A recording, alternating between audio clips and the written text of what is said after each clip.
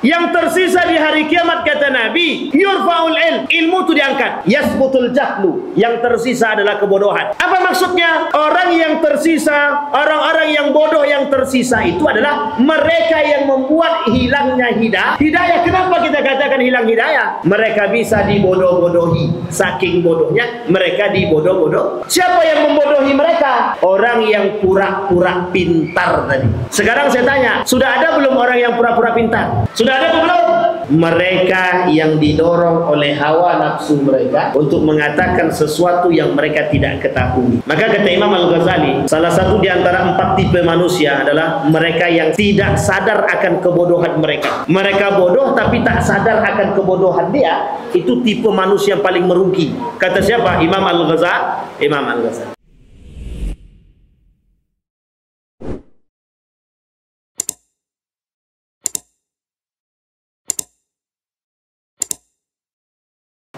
Bapak Ibu sekalian yang berbahagia, di malam hari ini saya ingin mengajak Bapak Ibu merefleksikan perjuangan Nabi ketika menyebarkan Islam. Dalam sejarah, Nabi menyebarkan Islam itu dengan 2 model. Model pertama, sembunyi-sembunyi. Betul ya Bapak Ibu ya? Sudah sering tahu itu? Baik, model kedua, terang-terangan. Sekarang kita kaji dulu yang model pertama, tersembunyi-sembunyi.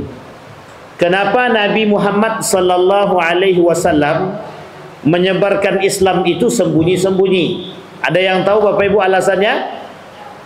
Bu Ibu, apa alasannya Bu Ibu? Apa alasannya Bu Ibu? Tak bercakap Ibu-ibu Pak. Apa alasannya Pak? Sedang dicari tahu. Baik. Bapak-bapak sebelah kiri. Atuk-atuk. Atuk-atuk sebelah kiri itu.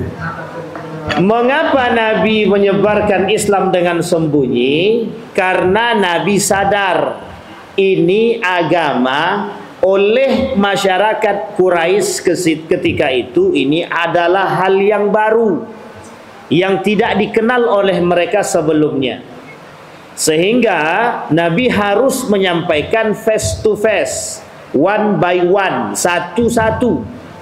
Komunikasinya harus diam-diam. Pendekatan yang dibangun oleh Nabi, pendekatan persuasif, pendekatan personal, harus satu-satu. Sini, panggil satu-satu. Ini ada agama yang dibawa, yang diberikan oleh Allah. Allah kemudian adalah Tuhan yang Esa, Tuhan yang satu. Kemudian Nabi disuruh untuk menyebarkan itu. Karena Siti Khadijah ini cintanya sama Nabi dan tahu dia karakter dan akhlak Nabi, saking tingginya akhlak Nabi itu, saking tingginya kejujuran Nabi itu, saking tingginya adab Nabi itu, saking sopannya tutur bahasa Nabi, saking jujurnya Nabi dalam berdagang, sehingga tidak ada sedikit pun keraguan dalam diri daripada Siti Khadijah untuk menerima risalah yang dibawa oleh baginda Nabi Muhammad sallallahu alaihi wasallam. Sehingga risalah yang dibawa oleh Nabi itu tidak sedikit pun diingkari oleh Siti Khadijah.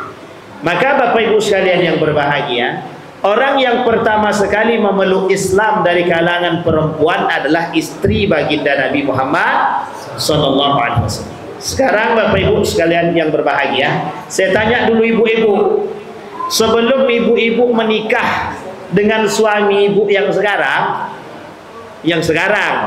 yang nanti ya sampai matilah hendaknya begitu. Jangan pula cari baru setelah itu.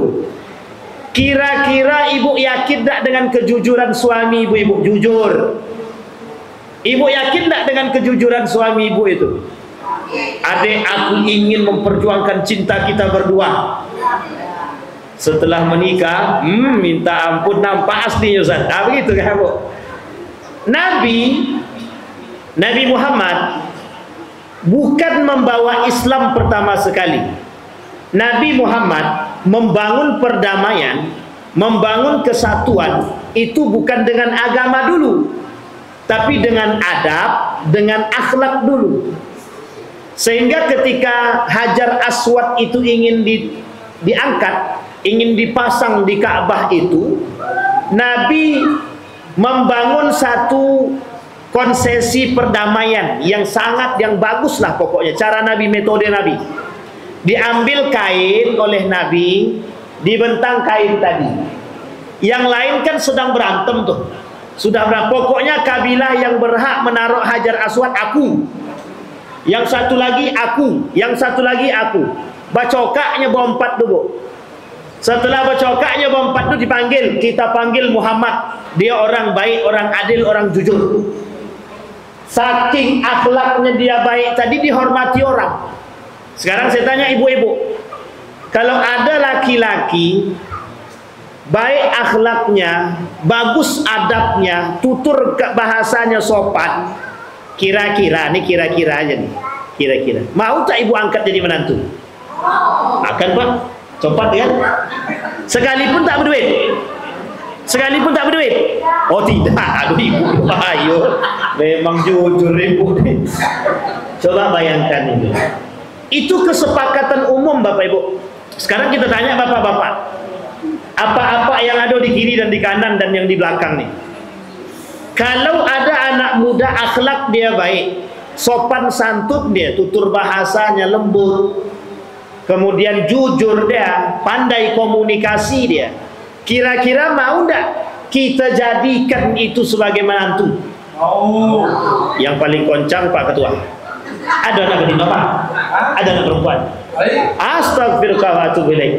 Siap-siap Pak Yen. Pak Yen dia tua Pak. Baik. Artinya apa? Yang dihadapkan oleh Nabi pertama kali adalah kata Allah dalam Al-Quran, wa ma kunna mu'adzibin, kami tidak akan mengazab manusia. Siapa yang tidak diazab oleh Allah itu? Orang-orang yang tidak pernah mendengarkan Islam. Orang tua Nabi itu tak pernah dengar Islam. Namanya masanya masa fatrah. Masa fatrah itu masa Nabi belum ada, Nabi belum diangkat. Dan itu bukan pengikutnya daripada Nabi Isa. Memang agama nenek moyang. Tapi antara Palestina, antara Mesir dengan Saudi Arabia ketika itu jauh. Apalagi kalau harus ditempuh dengan jalan kaki, jauh. Manusia yang mendengarkan itu tak banyak. Sehingga nama Islam itu belum dikenal dan belum tahu orang. Dan orang tua Nabi tidak pernah mendengar Islam, dan Nabi ketika itu belum ada di Makkah. Hanya saja Bapak Ibu sekalian yang berbahagia, ketika itu semua Nabi itu diberikan pada kaumnya.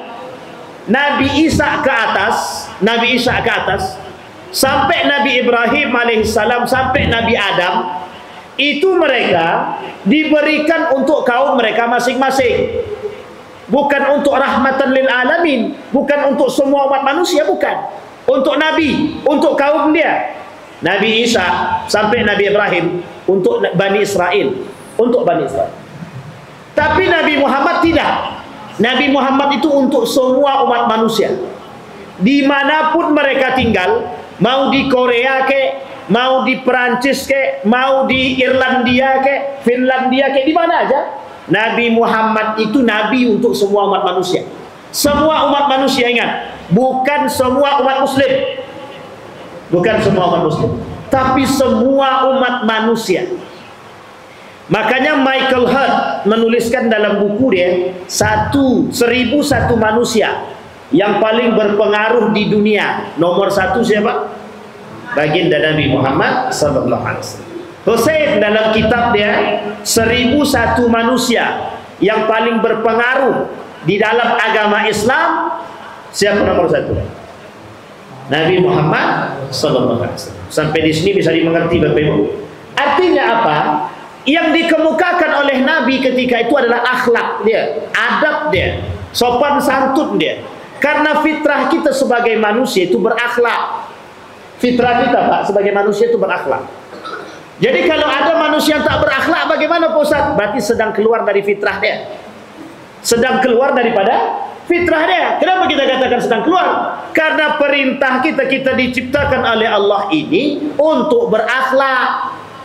Kita diciptakan Allah untuk makanya kalimat yang dipakai oleh Allah di dalam Al-Quran, khuliqal insan, manusia diciptakan, menggunakan kalimat kha lam qaf. Khalaqa, arti khalaqa itu menciptakan, tapi akhlak asal katanya sama, khalaqa.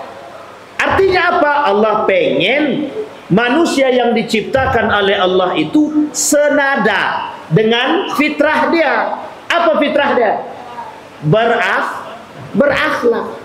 Jadi kalau ada manusia yang tak berakhlak, dia sedang keluar daripada fitrah dia. Apa contohnya? Kalau ada manusia, ada anak melawan kepada ibunya, dia sedang keluar daripada fitrah dia. Ada istri sedang melawan kepada suami, itu sedang keluar daripada fitrah dia. Suami melawan kepada istri, apa bu? Kewajiban apa tidak? Sedang keluar daripada fitrah dia juga. Suami selingkuh, keluar fitrah, keluar dari fitrah. Istri selingkuh, keluar dari fitrah. Semua perbuatan yang tidak baik di muka bumi ini, itu ketika manusia melakukannya, dia sedang keluar daripada fitrah. Fa'aqim wajhaka lid-dini hanifa fitratallaha fataran nasa alaih. Maka Bapak Ibu sekalian yang berbahagia, kita ini diberikan oleh Allah fitrah, maka akhlak. Sama ketika ada manusia-manusia yang belum pernah mengenal Islam, bagaimana cara Allah? Apakah mereka masuk surga atau masuk neraka? Sekarang saya tanya, ada enggak orang yang belum pernah mengenal Islam hari ini? Hari ini, adakah orang yang belum pernah mengenal Islam? Mungkin ada, tapi kita tidak tahu di belahan dunia mana. Apa yang harus dilakukan kepada mereka? Kalau mereka mati belum pernah mendengar Islam, maka tolak ukur surga tadi, tolak ukur surga adalah fitrah dia sebagai manusia. Belum pernah dengar Islam, belum pernah dapat nubuwah, artinya belum sampai kepada dia nubuwah baginda Nabi Muhammad SAW, kenabian dia. Bagaimana dia bisa menjadi manusia yang kenal dengan Allah? Pertanyaannya lah, ketika orang gak pernah dengar Islam berarti masuk neraka? Belum tentu. Maka diukurlah standar akhlak tadi, Bang. Maka dilihat akhlaknya. Kalau baik akhlak dia, otomatis dia masuk ke dalam surga. Tapi kalau tak baik dia, keluar daripada akhlak dia sebagai manusia, maka dia dimasukkan ke dalam neraka. Sampai di sini paham Bapak Ibu? Sampai datang kepada kita yang disebut dengan hidayatun. Apa itu hidayah? Datangnya agama yang fitrah, agama yang, maka Allah memberi pilihan fitrah yang kedua. Fitrah yang kedua yang tertanam dalam diri manusia itu adalah agama. Apapun agama nenek moyang dia, apapun agama bapak dan ibu dia, janin yang berada dalam rahim ibu dia beragamakan Islam. Janin, tapi dia orang Cina ya Ustaz, Nasrani dia. Janin dia belum keluar, maka janin itu masih beragamakan Islam. Sampai di sini paham Bapak Ibu? Sampai dia keluar daripada rahim dia. Kalau sudah keluar, baru tergantung kepada orang tua dia. Yuhawidanihi am yumajjisanihi am yunassiran. Diyahudikankah dia? Dinasranikankah dia? Dimajusikankah dia? Tapi kenapa dalam hadis itu tak disebutkan diislamkan? Kenapa tak disebutkan? Karena agama asal dia Islam. Sampai di sini paham Bapak Ibu? Jadi semua janin Ustaz? Iya, semua janin. Maka tergantung. Kullu mauludin yuladu alal fitrah. Setiap anak yang dilahirkan ke muka bumi itu, mereka semuanya fitrah beragamakan Islam. Kemudian tergantung orang tuanya, mau dikafirkannya dia, mau diyahudikannya dia, mau dinasranikan dia, mau dimajusikan, tergantung orang tuanya. Kedua tergantung pada lingkungannya. Ada orang tua muslim, anaknya non muslim. Ada anak muslim, orang tua anak muslim, orang tuanya non muslim. Ada? Siapa yang membuat? Yang menyebabkan mereka berubah adalah lingkungan. Sampai di sini paham Bapak Ibu? Baik. Kembali kepada poin kita. Itu yang disebut dengan hidayah. Bagaimana Allah memberikan hidayah kepada orang tadi? Cara Allah memberikan hidayah kepada orang-orang tersebut, kepada manusia, sesuai dengan keinginan Allah. Ada modelnya, ada. Ada orang yang terus mencari hidayah, dikasih. Tapi ada orang yang meminta hidayah tapi tak dikasih. Allah tak kasih. Allah ingin tunjukkan, innaka lan tahdi man ahbabta walakinallaha yahdi man yasha. Allah yang memberikan hidayah itu Allah.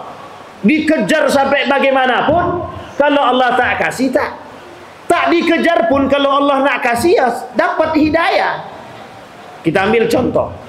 Seorang biarawati naik pesawat bersama seorang guru besar. Guru besarnya Muslim. Naik pesawat dari Indonesia ke Amerika.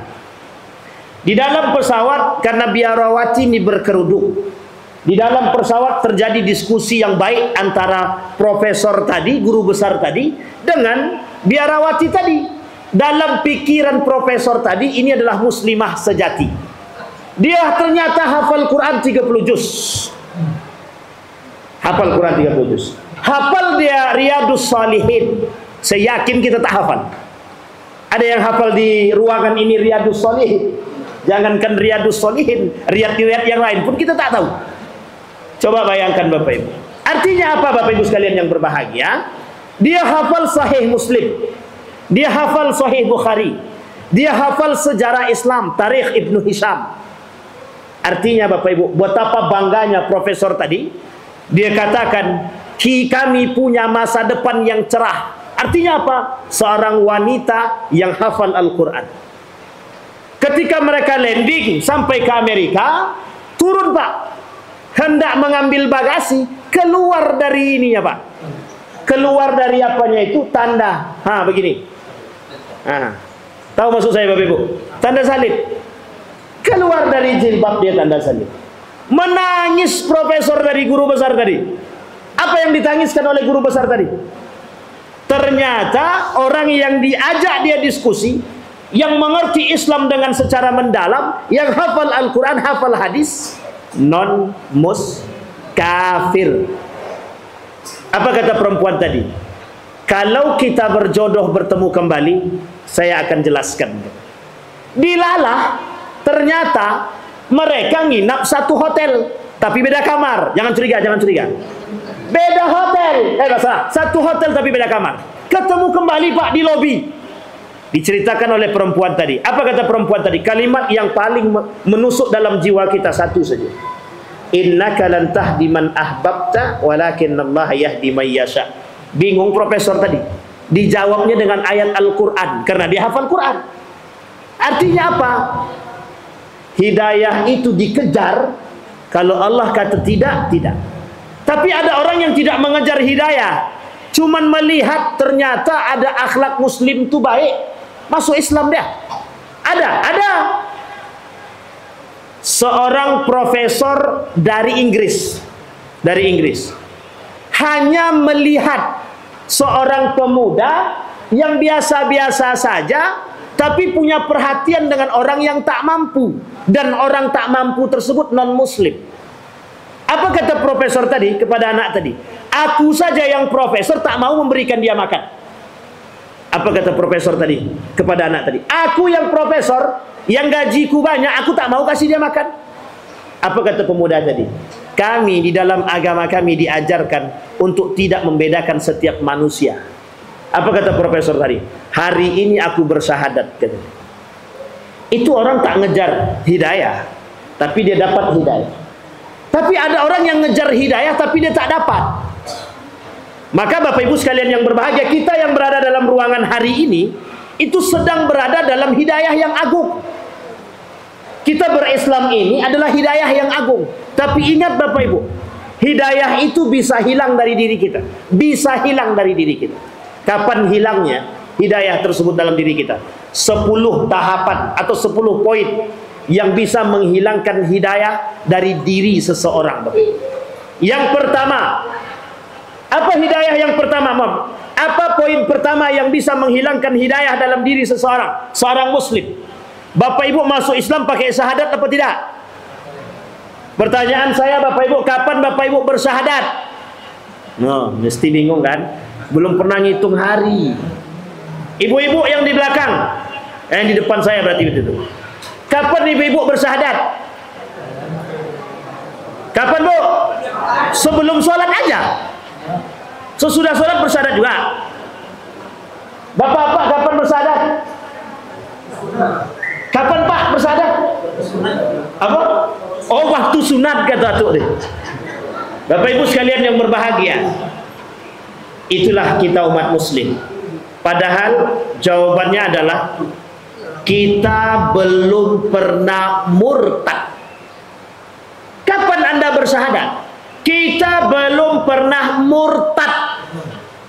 Artinya apa? Tadi sudah saya sampaikan. Dari dalam janin ini kita sudah muslim. Lu ngapain kita lagi bersyahadat? Artinya sampai di sini paham? Kecuali orang yang keluar daripada keislaman karena orang tua dan lingkungan tadi, kemudian dia bersyahadat kembali untuk masuk ke dalam Islam. Jadi ibu-ibu besok kalau ditanya kapan bersyahadat, jawab saja belum pernah murtad. Kenapa belum pernah murtad? Ya memang dari kecil sudah Islam bawaan. Ada yang mu'alaf sini? Bapak ibu ada yang mu'alaf? Perlu angkat tangan? Kita sangoni. Mau disangoni? Karena dalam agama Islam yang mu'alaf harus disangoni. Oh nggak ada yang mau angkat, ya udahlah saya angkat sendiri aja. Bapak ibu sekalian yang berbahagia, artinya apa? Artinya apa? Kita, Islam kita dari lahir kita sudah Islam, dari janin kita sudah Islam, orang tua kita Islam. Artinya apa? Kita sudah berislam dari sananya. Artinya kita belum pernah murtad.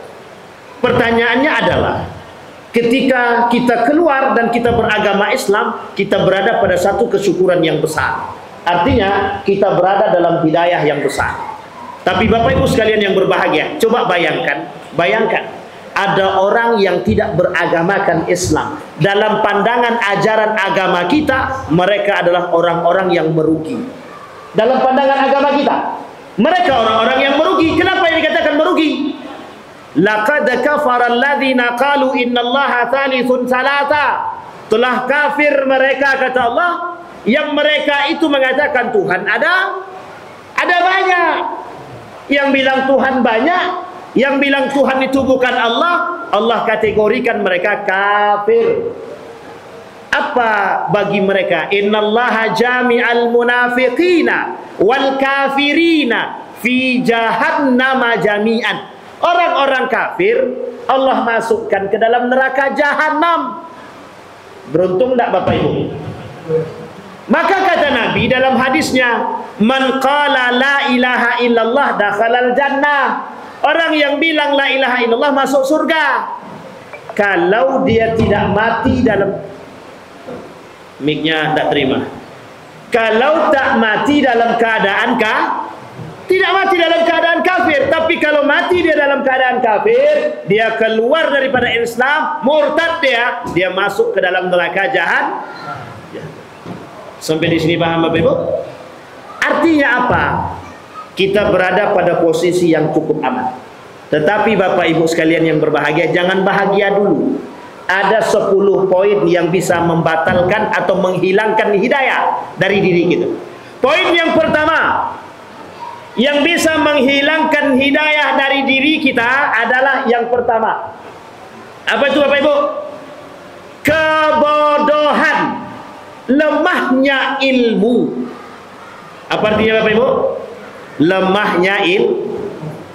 Orang yang tak berilmu, orang yang tidak mau belajar, itu bagian daripada rusaknya atau lemahnya iman dan bisa merusak hidayah dia. Kenapa kita katakan bisa merusak hidayah?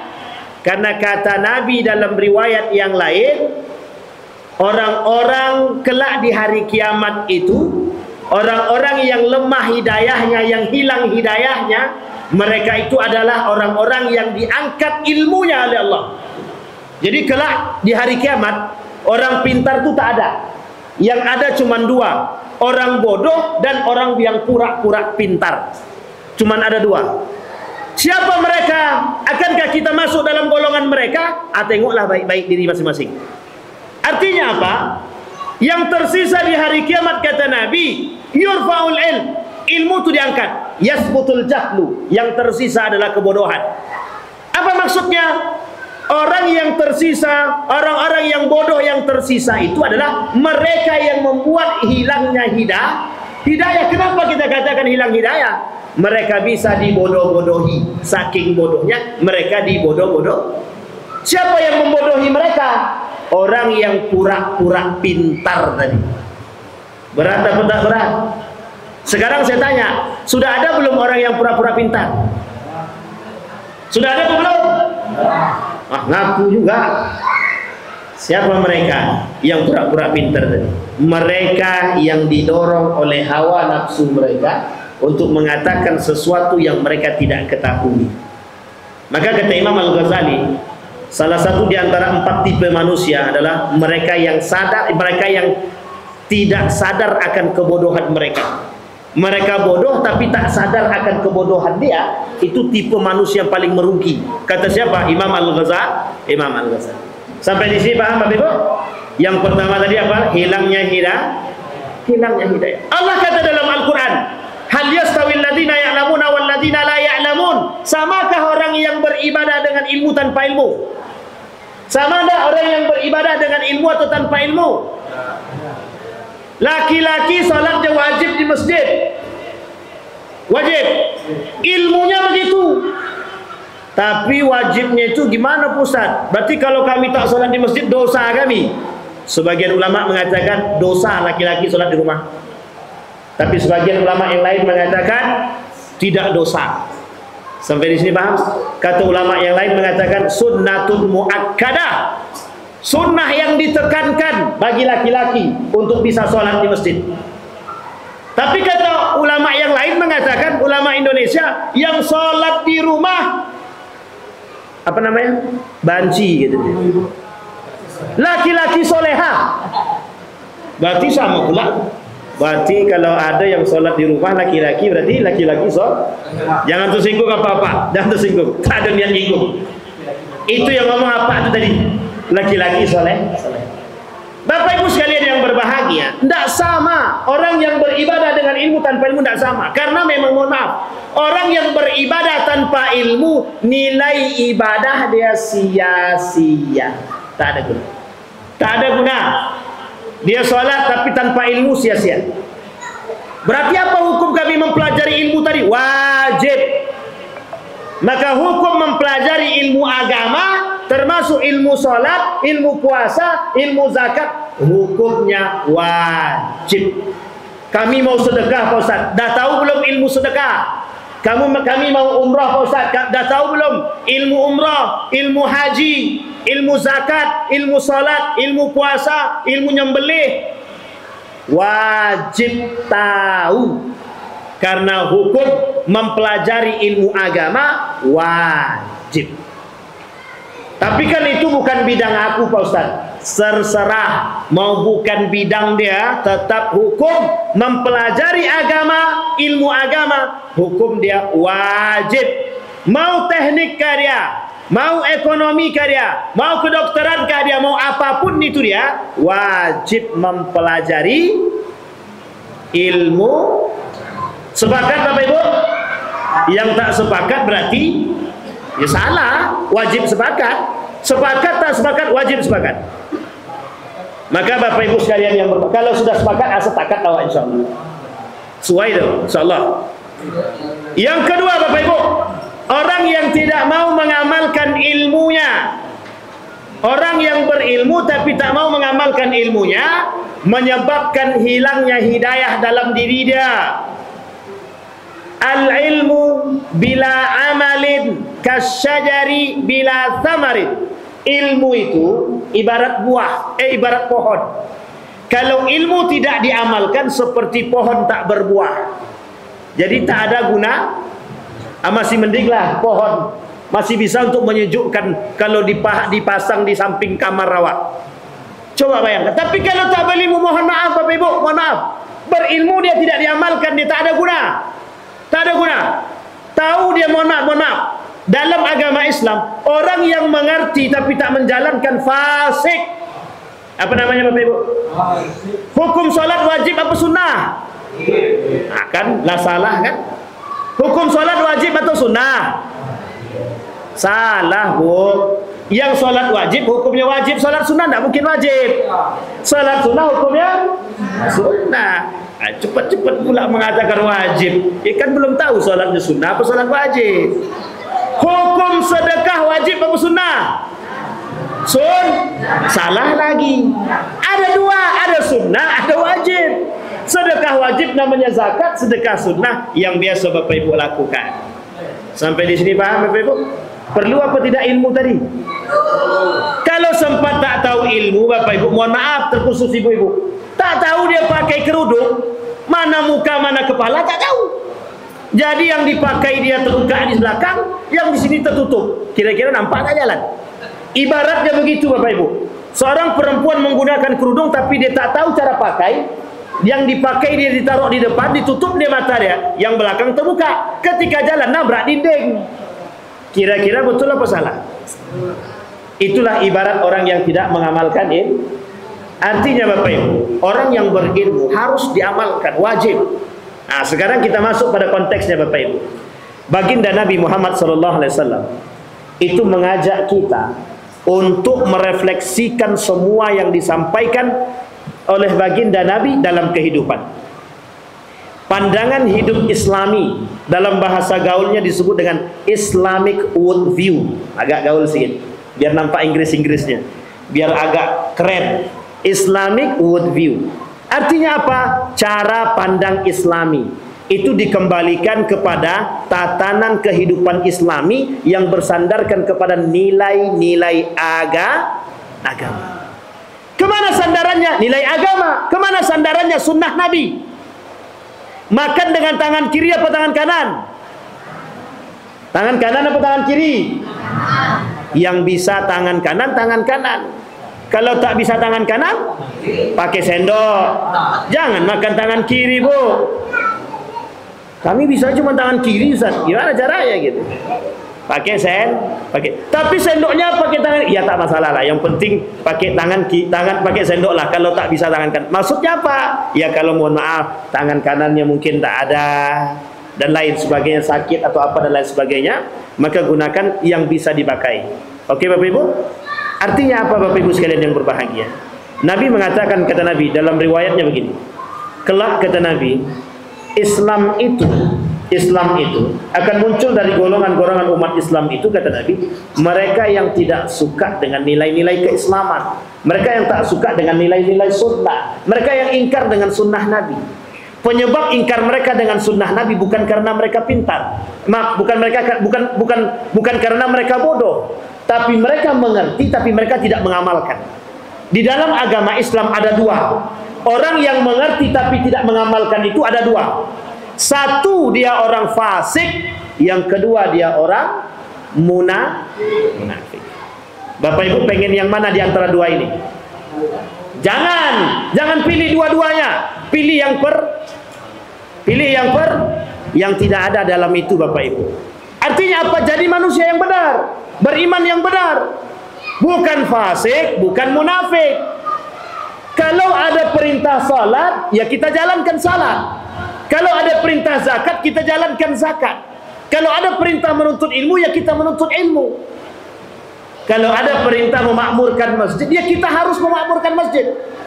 Bapak Ibu sekalian yang berbahagia, kalau Bapak Ibu hari ini tidak mau datang ke masjid, jangan pernah menyesal kalau kelak generasi Bapak Ibu tidak pernah cinta dengan masjid. Jangan salah. Artinya apa? Mohon maaf. Golongan yang tidak cinta dengan masjid, mereka adalah golongan yang merusak Islam. Karena peradaban Islam itu, peradaban Islam pada masa baginda Nabi Muhammad SAW, sentralnya cuma satu. Bukan pasar, bukan kantor, bukan sekolah. Tapi sentral peradaban Islam masjid. La masjidu ussisa 'ala taqwa. Ini ayat turun untuk Masjid Kuba. La masjidu ussisa 'ala taqwa.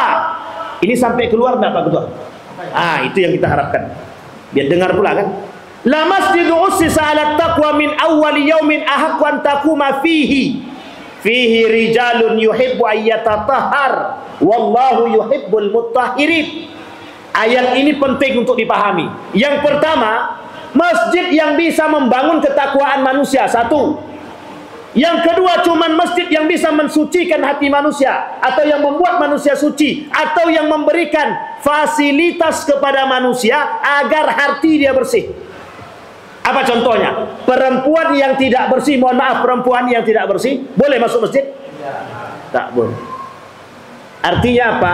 Secara fisik saja yang tak bersih boleh masuk?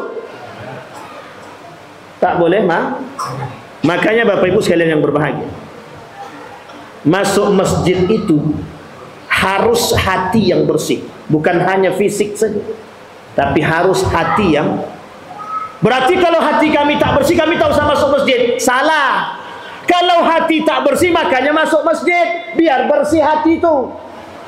Kalau kami gundah gulana masuk masjid. Kalau kami tak punya duit, datang ke masjid. Ngapain Ustaz? Tak, terserahlah, pokoknya masuk dulu. Bermohon kepada Allah, bermunajat kepada Allah. Orang tak punya duit, dia datang ke masjid, dia berdoa kepada Allah. Kalau orang tak punya duit, dia datang ke pasar, itu membuat gulandah dia. Makin hancur dia. Ditengoknya banyak yang nak dibeli, duit tak ada. Apa yang terjadi? Lebih baik aku tak usah ke sini, kata. Sampai ke rumah dituntut sama anak istri, "Bah, mana makanan tadi?"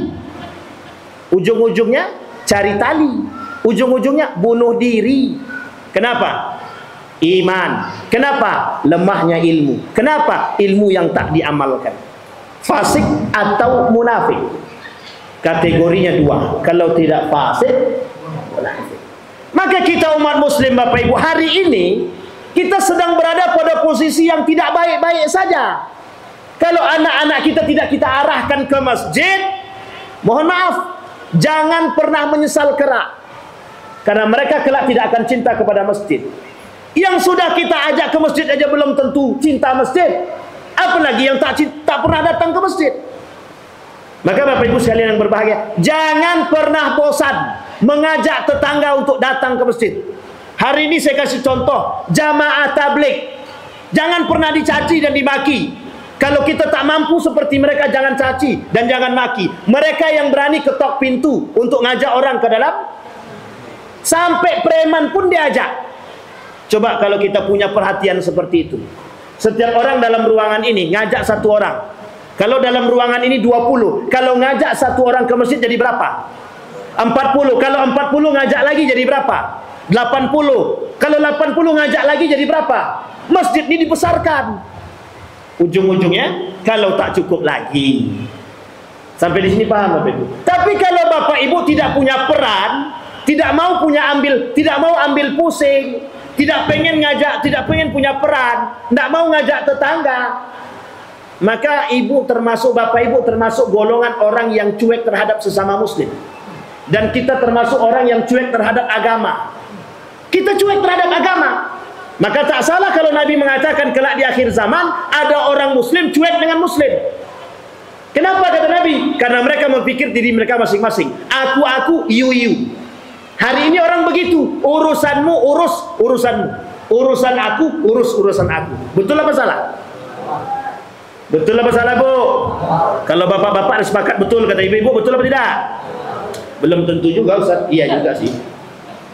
Sampai di sini paham Bapak Ibu? Kuncinya cuma satu. Mengamalkan ilmu. Ini ilmu tak diamalkan. Nak salat, bapak aja tak salat. Nak ke masjid, ayo bapak ke masjid. Nah, besok ngajak anak tu jangan begitu lagi. Ke masjid kita dulu, baru diajak. Bapak mau ke masjid, ikut tak? Ndak, bapak aja dulu. Besok bilang lagi, nak bapak nak ke masjid, ikut tak? Ndak. Yang ketiga, nak bapak nak ke masjid, kau wajib ikut masjid. Begitu lagi. Jangan kasih pilihan kepada anak laki-laki, jangan kasih pilihan. Wajib kau salat ke masjid. Kalau kau tak salat ke masjid, kau soleha. Itu kalau soleha. Kalau tak soleha, sampai di sini paham Bapak Ibu? Kita nih hari ini digempur Bapak Ibu, sedang digempur. Digempur oleh siapa? Oleh kehidupan dunia yang serba-serbi. Entah jelas, entah tidak, entah halal, entah haram, entah betul, entah salah, entah berantah namanya. Kata Rocky Gerung, negara yang entah berantah gitu. Artinya apa? Yang bisa menjelaskan itu siapa? Agama. Kemana landasan agama? Nilai agama. Kemudian apa lagi? Sunnah Nabi. Maka tak salah ketika Nabi mengatakan, aku tinggalkan kalian dua perkara, kalau pegang terus dengan dua perkara tersebut, selamat. Apa itu? Al-Quran, Sunnah. Kalau diamalkan. Tapi kalau tak diamalkan, selamat apa tak selamat? Selamat apa tak selamat? Yang sudah ngamalkan aja belum tentu selamat, apalagi yang tidak. Kadang-kadang yang sudah mengamalkan datang setan. Wah, ngapain ente sholat gitu. Sholat itu bukan semakin kaya, ntar sampai di masjid diminta itu sumbangan. Udahlah, nggak usah ke masjid, tak akan diminta orang nanti. Akhirnya terganggu. Iya juga, nanti kalau aku ke masjid berkuang duit aku. Jadinya apa? Nggak datang ke masjid. Kalau sudah tak datang ke masjid, apa yang terjadi? Berkurang sedikit demi sedikit. Umat Islam memang sengaja dijauhkan dari Bapak Ibu harus bertahan. Maka saya sarankan Pak Ketua, sekalipun yang sholat di masjid ini cuma 2 orang, jangan pernah sholat masjid ini ditutup. Karena sentral peradaban umat Islam ada di masjid. Apalagi hari ini kita harus kembali ke masjid. Karena satu-satunya tempat yang paling aman hari ini di muka bumi ini cuma masjid. Itu yang kedua. Sekarang yang ketiga, yang bisa menghilangkan hidayah. Ini sampai jam berapa Pak Ketua? Kalau tak bagi waktu bahaya nih. Itu astagfirullahaladzim, saya masih ke situ ya. Oh ya, 21.12. Sampai jam berapa Pak? Janganlah Pak. Ya, 2 menit lagi. Selesai 10. Banyak nih Pak. Asyaallah, iya juga kata Pak tadi. Baik, kita masuk nomor 3. Yang ketiga, hasad dan sombong. Yang ketiga, hasad dan sombong. Yang bisa menghilangkan hidayah dalam diri umat manusia, orang-orang yang berislam, hasad dan sombong. Banyak manusia yang dengki hari ini enggak? Nampak kali pengalaman pribadi Bu. Bapak Ibu nengok tetangga doang, baru beli mobil dia. Ibu enggak tahu dia ngutang itu, tenang aja. Jangan gibah pula lagi ya. Udah gibah pula. Tapi saya tak sebut nama Pak, tenang. Bapak Ibu sekalian yang berbahagia, dengki, hasad itu cuma boleh pada 2 hal. Hasad itu boleh pada 2 hal. Kata Nabi, la hasada illa fisnatin. Tidak boleh dengki ataupun hasad ataupun iri hati kecuali pada 2 hal. Yang pertama pada orang yang sedang mempelajari ilmu Al-Quran. Wih, bagus banget suara dia. Boleh kita dengki? Boleh. Kita biar bisa bagus, kita belajar. Itu yang pertama. Yang kedua, pada orang yang punya harta, tapi harta dia berderma dengan harta dia. Jangan kita dengki dengan orang yang punya harta, tapi mohon maaf. Oh ya, silakan. Ambillah, tak apa. Jangan kita dengki dengan orang yang punya banyak harta tapi tak pernah dermawan. Misal mohon maaf, tetangga kita tinggi, besar rumah dia tapi tak pernah, tak usah takut. Bapak Ibu sekalian yang berbahagia, saya ingin sampaikan, saya punya gerakan namanya Jumat Berkah. Setiap Jumat sebelum sholat Jumat kami memberikan makan 300 porsi setiap pekan. Bapak Ibu tahu yang nyumbang itu bukan orang kaya. Yang nyumbang orang-orang yang tak mampu, orang-orang yang mohon maaf. Mereka yang pendapatannya di bawah 1 juta setiap bulan. Tapi ingat, yang ikut makan nasi gratis itu siapa? Yang punya mobil. Coba Bapak Ibu bayangkan. Salahkah? Tak salah. Kami biarkan dia makan. Semoga Allah tunjukkan pada dia hidayah, besoknya dia ikut. Kan begitu? Kita harap begitu, kita nggak usah caci maki orang. Weh, bermobil tapi kok masih minta makan gratis. Jangan. Nanti malu dia. Tunjukkan akhlak yang baik. Siapa tahu dengan dia makan di situ dia dapat hidayah. justru besok dia nyumbang. Ada kayak gitu? Ada. Orang Cina yang tak pernah tahu Islam, tak kenal Islam, dia yang nyumbang untuk makan. Kami cuma berdoa kepada Allah. Bapak Ibu bantu doa, mudah-mudahan entah besok, entah besoknya lagi dia masuk Islam. Tapi dia terus menyumbang setiap pekan. Artinya apa Bapak Ibu? Saya ambil pelajaran Bapak Ibu. Justru orang yang mengerti konsep sedekah itu justru bukan orang yang kaya, tapi justru orang yang mohon maaf sederhana atau mungkin kurang berkecukupan. Kenapa? Setelah mereka merasakan memberikan, mohon maaf, ikut bersedekah Jumat berkah itu Bapak Ibu, apa kata mereka? Sampai hari ini Pak Ustadz, meskipun pendapatan kami di bawah 500.000, kami belum pernah anak kami tak makan. Semakin saya kasih, satu pekan itu keuntungannya selama satu pekan Pak Ustadz gitu. Uang yang kami keluarkan cuma 50.000, tapi yang balik ke kami lebih daripada itu. Saya kasih makan orang cuma 1 hari, Allah kasih makan aku 7 hari gitu deh. Masih percaya atau tak percaya? Kalau percaya besok ibu-ibu ikut ya. Ikut besok ibu-ibu ya. Jumat berkah setiap Jumat. Di mana Pak? Di Jalan Teratai. Kalau Bapak mau ikut silahkan. Nanti tanyakan, nanti boleh komunikasi sama beliau. Nanti saya kasih. Yang ikut itu kita tidak tahu Pak. Pernah satu ketika saya datang, ternyata yang ikut itu mohon maaf Pak, tukang cuci piring. Apa kata dia? Saya ikut Ustaz, 5 bungkus gitu. Satu bungkusnya 10.000 Pak Ketua. Tapi dia ikut 5 bungkus. Berarti berapa Pak? 50.000 setiap pekan. 50.000. Di situ kemudian hati saya bilang, kalaulah kami orang-orang yang hidup dengan berkecukupan tak mau mengambil hikmah dari apa yang dilakukan, betapa meruginya manusia. Tapi Bapak Ibu bayangkan, konsep ini kita tuangkan dalam konsep yang lain. Bayangkan Bapak Ibu yang ada di sekitar kita hari ini, orang-orang yang ada di dalam ruangan ini, coba bayangkan, melihat ke tetangga dia yang tak mampu. Tengok tetangga dia yang tak mampu. Coba kita tampung satu orang satu. Kalau tak sanggup satu orang satu, 3 orang satu orang tak mampu. Kita ambil misalkan paket beras 10 kilo 1 bulan, mencukupi makan dia 10 kilo, paling tidak mengurangi 10 kilo 150.000 atau 160.000, ditambah yang lain, anggaplah 300.000 kita terkumpul untuk satu orang tidak mampu dengan 3 orang. Kira-kira kita sudah mengurangi kemiskinan dia dalam bulan itu? Sudah atau tidak?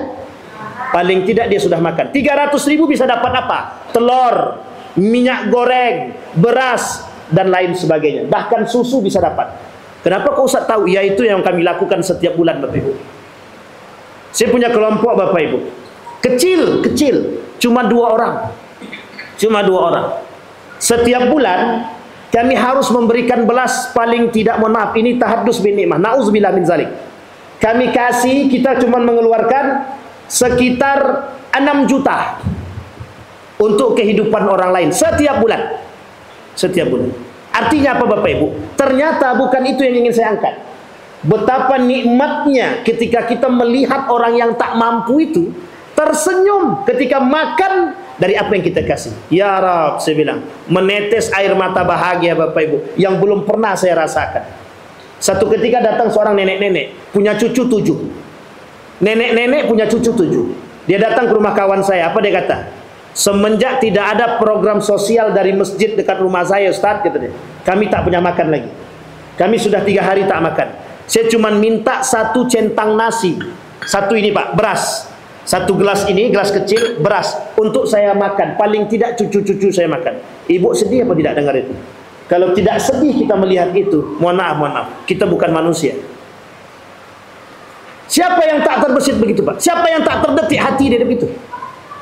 Saya katakan sama beliau, sama kawan saya, mulai besok kita cover hidup dia. Dari mana kita tidak tahu, kita cari nanti. Tapi ternyata Bapak Ibu mohon maaf, keajaiban terjadi pada kawan saya Pak. Keajaiban terjadi. Tidak punya pekerjaan. Tidak punya pekerjaan. Dia cuma melayani umat manusia. Hanya melayani orang yang tak mampu. Setiap ada orang yang tak mampu, dia cari bantunya bagaimana, terserah pokoknya. Ada orang sakit, dia antar, terserah pakai apa. Dia cuma penyalur suara. jasa kalau bahasa kita nih. Tapi alhamdulillah, anak dia sampai hari ini tidak berhenti sekolah, tetap sekolah. Istri dia tetap makan, keluarga dia tetap makan. Artinya apa? Keberkahan itu lebih Allah datangkan. Bapak Ibu sekalian yang berbahagia, kita butuh hari ini sesuatu yang bisa kita tampilkan, perhatian kita terhadap manusia. Terserah orang mau bilang kita apa, tapi paling tidak kita berusaha. Untuk apa? Untuk menunjukkan simpati kita Bapak Ibu terhadap manusia. Kalau umat muslim hari ini tidak mau perhatikan kepada satu muslim yang lain, jangan pernah berpikir Bapak Ibu bersatu, jangan pernah berpikir. Karena kita tak pernah paham, karena kita tak pernah mengerti dengan tetangga kita. Kita ngaku beriman tapi kita tak tahu tetangga kita tak makan.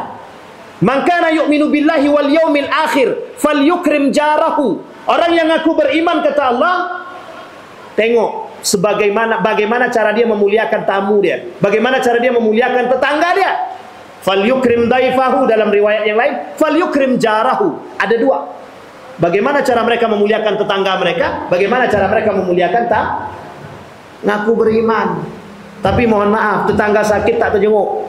Makanya Bapak Ibu, hukum hakul muslim alal muslim sittun. Kewajiban kita umat muslim terhadap umat muslim yang lain 6. Dan itu wajib. Kalau dia sakit jenguk, kalau dia mati antarkan, kalau dia tak makan kasih makan. Apalagi kalau diundang datang, harus wajib. Kalau masak kasih, betul. Tapi pertanyaan kita hari ini, ada orang tinggal di perumahan, kenal pun tidak dengan tetangga itu tadi. Hah? Mana tetangga samping saya tadi? Nah mati. Tetangga mati pun tak tahu. Itu masalah kita hari ini. Artinya apa Bapak Ibu? Perhatian umat muslim terhadap muslim kurang. Dan itu sudah dikatakan oleh Nabi, kelak akan berkurang perhatian seseorang terhadap orang yang lain. Kembali kepada masalah kita tadi Bapak Ibu. Cuman dua kita boleh hasad. Cuman dua. Satu, dengki, atau mohon maaf, bukan dengki ya, iri hati. Iri terhadap orang-orang yang mempelajari ilmu Al-Quran. Yang kedua, orang yang punya harta tapi dia dermawankan. Dia keluarkan harta dia untuk orang-orang yang tidak mau. Bapak Ibu tahu kenapa? Ini alasan. Kenapa Sunan Kalijaga merampok rumah orang kaya? Tahu? Alasannya sederhana. Karena orang kaya itu tak mau punya perhatian terhadap orang yang tidak. Berarti boleh kami rampok rumah orang kaya itu, San? Itu tak boleh pula.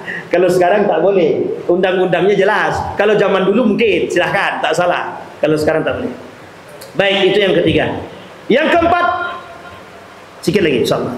Takut ini berat juga nih yang keempat nih. Takut kehilangan jabatan. Nah ini dia bahasanya gitu.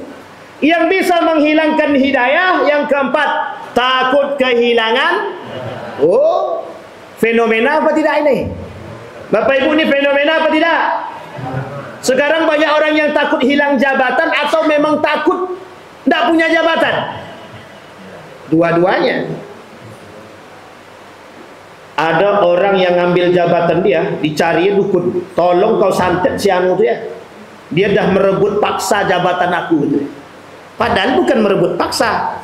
Dia merasa punya dia saja. Kalau saran saya besok, bagi kursi, suruh taruh di kantor dia. Ambil kursi bagus. Kan dah selesai. Kan yang diperebutkan apa? Kursi. Itu kursi aku tuh gitu deh. Kursi aku. Kapan pula dia buat kursi di situ? Bapak Ibu sekalian yang berbahagia, kata Allah dalam hadis kursi itu, ya bani Adam, la takhafanna min dhi sultan fa inna sultani bakian fa inna sultani la yanfuzu abadan. Wahai anak bani Adam, jangan takut kehilangan jabatan. Aku yang punya, kata Allah. Kalian mau jabatan apa? Presiden. Mau presiden boleh aku kasih kalau minta sama aku. Tapi kalau minta sama setan, minta sama manusia, kalian beda tipis sama mereka. Hari ini yang terjadi itu apa yang minta sama Allah. Hari ini manusia minta jabatan sama manusia. Para warga masyarakat, tolong kalian coblos aku ya biar dapat aku kursi, biar aku bisa duduk. Sekarang pertanyaannya, pernah nggak dia sholat? Pernah nggak dia minta sama Allah? Itu aja Pak. Kalau udah tak minta dia sudah sama manusia. Ketika manusia, mohon maaf, Ketika manusia tidak mau memberikan suara dia kepada, oh dia bukan bagian kita itu, dia bukan orang kita, dia nusuknya orang lain. Coba bayangkan, hari ini begitu apa tidak?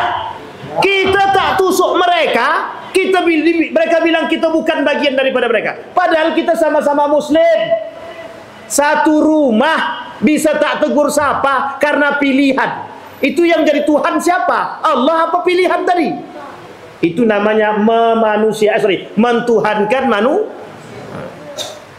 Sadar apa tak sadar? Betul apa salah? Tidak, kata ibu itu. Tenang Ustaz, tidak. Kami tetap pilih Allah. Ya, itu yang paling baik. Orang-orang yang takut kehilangan jabatan. Apa ciri orang yang takut kehilangan jabatan? Menghalalkan segala cara demi jabatan. Menghalalkan yang haram, mengharamkan yang halal, menyalahkan yang benar, membenarkan yang salah. Itu ciri Pak, orang yang suka mencari jabatan. Mereka yang takut kehilangan jabatan. Baik, 4 menit lagi Bapak Ibu. Tenang. Kelima. Apa kelima itu yang bisa menghilangkan hidayah dari diri manusia? Syahwat dan harta benda. Ini sudah disebutkan oleh Allah di dalam Al-Quran. Afara'aita man ittakhadha ilahahu hawahu. Pernah dengar ayat ini Bapak Ibu? Allah sebut dalam surat Al-Jathiyah itu, kata Allah, afara'aita man ittakhadha ilahahu hawahu. Tidakkah kalian melihat ada manusia yang mempertuhankan hawa nafsu? Wa adallallahu bihi bi'ilmin. Allah sesatkan mereka, kata Allah. Jadi Bapak Ibu sekalian yang berbahagia, orang yang sudah tidak mendapatkan hidayah atau hidayah dia hilang dari diri dia, kata Imam Ali radhiyallahu atau Ali bin Abi Thalib, kata Ali bin Abi Thalib, muncul tinta hitam di dalam hati dia. Jadi semakin dia bermaksiat kepada Allah, tinta hitam yang kecil tadi semakin besar. Semakin apa Bapak Ibu? Semakin besar. Sehingga apa Bapak Ibu? Dia tak bisa menerima nasihat. Mata hati dia tertutup. Hidayah dari diri dia hilang. Apa namanya Bapak Ibu? Hilang. Itu perkara manusia yang cinta dunia. Perkara manusia yang cinta harta. Cinta apa Bapak Ibu? Orang yang cinta harta itu Bapak Ibu, dia takut kehilangan harta. Jadi dia takut mati. Kalau aku mati, siapa yang jaga hartaku? Tenang, kami bagi-bagi. Ujung-ujungnya berkelahi. Bapak Ibu punya banyak harta silahkan, tapi ingat, beriman. Anak-anak wajib beriman, wajib. Kalau Bapak Ibu punya anak tidak beriman, ibu bapak punya banyak harta, Bapak Ibu tinggalkan, mereka berantem, mereka berkelahi. Ini harta aku. Dia sudah keluar dari tuntunan syariat agama. Harta warisan dianggap hak dia semua. Bang, kau paling kecil. Dek, kau paling kecil. Aku anak besar. Maka aku yang paling besar dapat. Kau anak kecil, masih ingusan, kau ambil paling kecil. Sehingga urutan yang paling besar dapat paling besar, yang kemudian di bawah dia cukup besar, yang paling kecil melongo. Sampai di sini paham apa? Itu kalau tak punyai, itu masih mending. Kalau dia penjarakan abang dan adik dia bagaimana? Itu yang terjadi kah? Banyak anak nuntut harta warisan, dipenjarakannya ibunya, dipenjarakannya abangnya, dikriminalkannya abangnya, dibunuhnya abangnya, dan lain sebagainya. Hanya karena cinta kepada harta. Penyebabnya apa Bapak Ibu? Penyebabnya apa Bapak Ibu? Penyebabnya syahwat, cinta harta. Inna amwalakum, sesungguhnya hartamu, wa auladakum, dan anakmu, fitnah, kata Allah, ujian bagi kalian. Maka Bapak Ibu sekalian yang berbahagia, sebelum saya tutup, saya ingin sampaikan kepada kita satu kalimat. Dia sebenarnya ada banyak, tapi saya cuma sampaikan satu saja, karena kalau panjang banyak yang protes. Satu saja yang ingin saya sampaikan dari hadis Nabi. Kata Nabi begini, wahai gulam, wahai Ibnu Abbas, wahai anak muda, kata Nabi, jagalah oleh kalian nilai-nilai agama, niscaya Allah akan menjaga kalian. Bapak Ibu sekalian yang berbahagia, hari ini yang kita butuhkan adalah bagaimana kita bisa menjaga nilai-nilai agama. Bagi siapa?